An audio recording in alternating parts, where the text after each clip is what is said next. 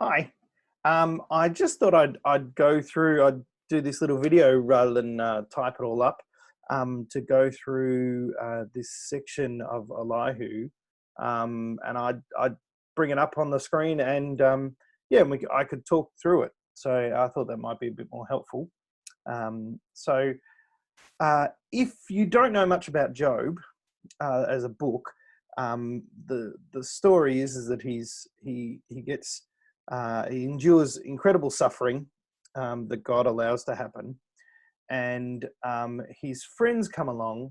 He's got three older friends, and they all are convinced that God is just, and so He wouldn't bring suffering to Job unless Job had done something really wrong. They're very much black and white. If you've done bad, bad things will happen. If you've done good, good things will happen. Bad things have happened to Job, so clearly he must have done sin. And Job is crying out, going, "No, I'm innocent. God has to answer me." And he has this big long debate with his friends. And Elihu is a younger guy, and he's been watching for the whole time, taking notes, thinking, and the only reason why he hasn't been speaking up is because he's respectful that he's younger, and so he should let the older guys speak. But he is frustrated. From Elihu's speech, you'll see that he even describes how he's bubbling up and he just has to speak.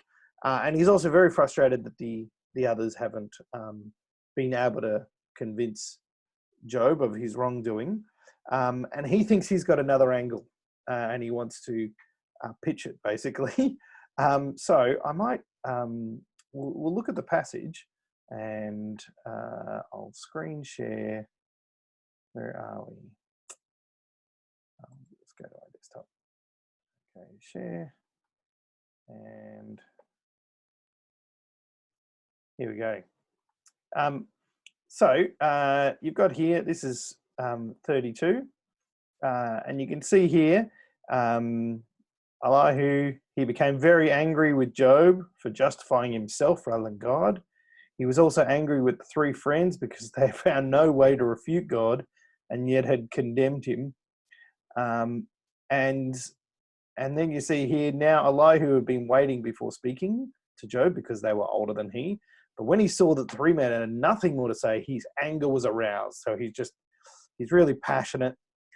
He's a little bit of an arrogant young guy, very, very confident in himself. And he thinks he can make a much better case than they can. So in this section, we'll get rid of these. This is where I'd like to hear from his speech here. I'm young in years.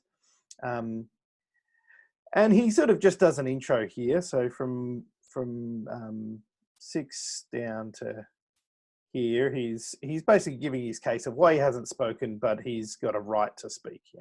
It's like in this last one, that last line.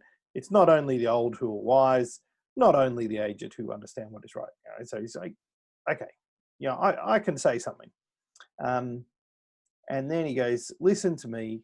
I too will tell you what I know. I waited while you spoke. I listened to your reasoning while you were searching for words. I gave you my full attention, but none of you has proved Job wrong. None of you has answered his arguments." So he starts telling them off. He starts rebuking these older guys. And that goes down. He rebukes them. Even he really gets here passionate. He goes, "Must I wait now that they are silent? Now that they stand with no reply, I too will have my say. I too will tell you what I know, for I'm full of words and the spirit within me compels me. Inside, I'm like a bottled up wine." I love that. He's like bubbling, ready to go. And he's just, I've got to speak. I must speak and find relief. I must open my lips and reply. I'll show no partiality, nor will I flatter anyone, for if I was skilled in flattery, my maker would soon take me away. Right, so he's going, look, I'm going to speak justly and be right. So that's that first chapter is he's speaking to the older other three friends, and he basically tells them off, and says, give me a chance. I'll get it right. I'll convince Job that he's in the wrong. And then we go to chapter 33. Chapter 33, if you break it down, we've got from 1 to 7, pretty much. So let's highlight that. All right. This is sort of the intro. And he addresses Job. So this is all addressed to Job now. So he turns to Job. He's got his notes ready. He's been writing down, so just think of one of those real passionate little theology students who are, just think they know everything, and, young and passionate and arrogant. and this is what he's like. So he does this nice little intro. And he says, he's basically saying, look, I'm the same as you in God's sight. I too am a piece of clay. Like, I'm no better than you, but I'm no worse than you. Like, no fear of me should alarm you, nor should my hand be heavy on you. So he's actually trying to sweet talk Job here. He doesn't rebuke Job in this chapter. He presents a really interesting argument. That's why I'm curious to see how you perform it. Because he says, look, I don't want to crush you, Job. Like, I want to be kind. You shouldn't feel, you shouldn't feel like I'm trying to make you feel bad or anything. And then he quotes Job from 8 to 11. All right. He quotes him. So maybe he's got his little notepad that he's been writing down notes, and then he pulls it up and says, but you said in my hearing, I've heard the very words, I am pure, I have done no wrong. So he's presenting Job's words to him. And then he tells him off, right? Or then he corrects him. He tries to correct him. I think he's trying to be gentle in his correction, or at least persuasive. And he basically he moves on from what he starts saying to Job in this sort of section. He's saying that you're calling out to God for justice, as if God doesn't speak. Well, God speaks in lots of different ways, and God speaks, so for God does speak. Now one way, now another, though no one perceives it, in a dream, in a vision of the night, God does speak. And then he's leading towards this.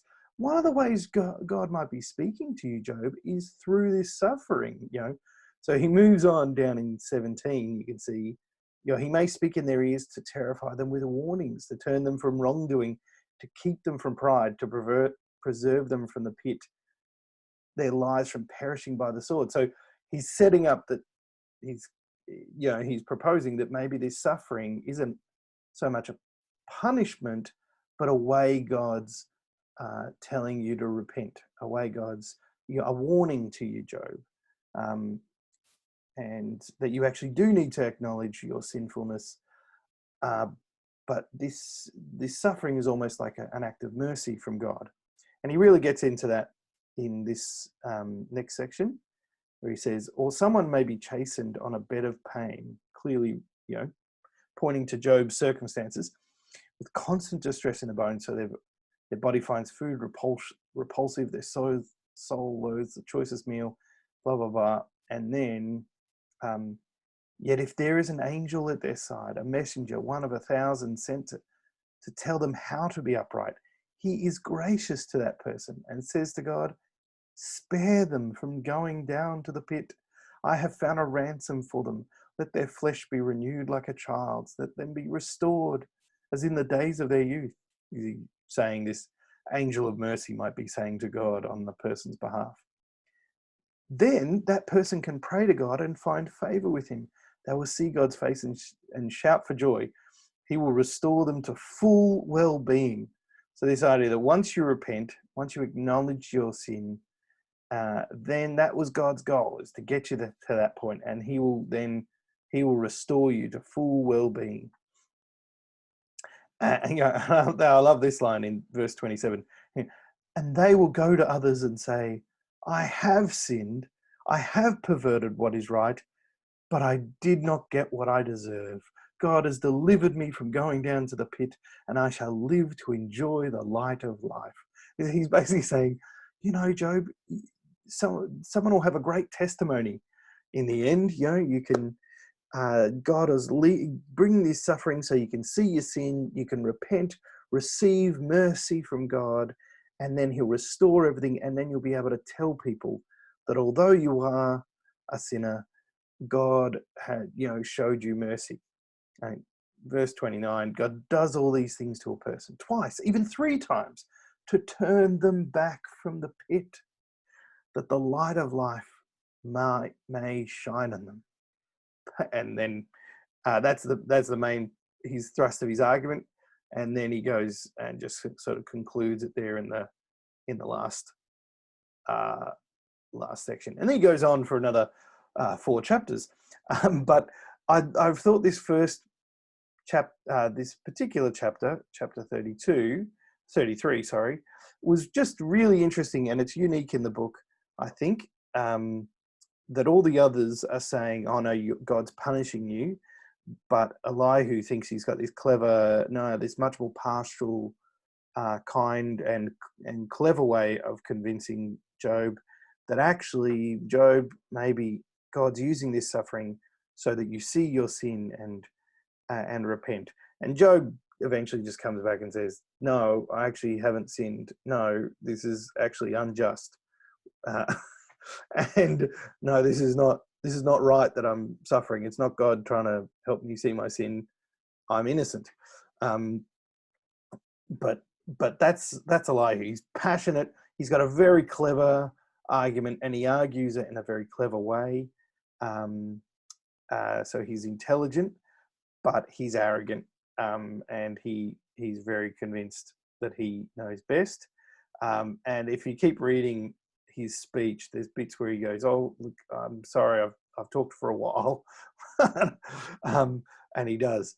But yeah, so I thought that's just some notes for those first 2 chapters, and I'd love to hear you read it, and give me your thoughts on it, and we'll hopefully we'll see where it goes from there. Cheers. Thanks.